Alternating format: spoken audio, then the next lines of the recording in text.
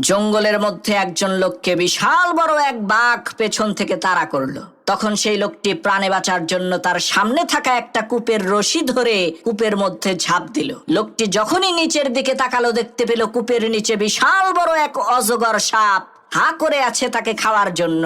এমন সময় সাদা রঙের একটা ইঁদুর আর কালো রঙের একটা ইঁদুর কূপের সেই রশিটাকে কুটকুট করে আস্তে আস্তে কেটে দিচ্ছে।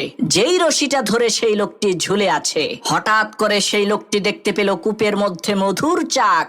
লোকটি তার হাতের আঙ্গুল দিয়ে সামান্য একটু মধু এনে তার জিহ্বার মধ্যে দিল।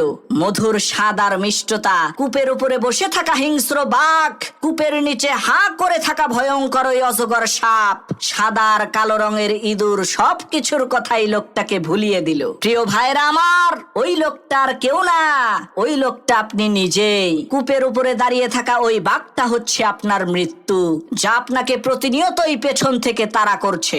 আর নিচে বসে থাকা ভয়ঙ্কর ওই অজগর সাপ হচ্ছে আপনার কবর, যেখানে অবশ্যই আপনাকে যেতে হবে। আর যেই রশিটা ধরে ঝুলে আছেন, সেই রশিটা হচ্ছে আপনার হায়াত।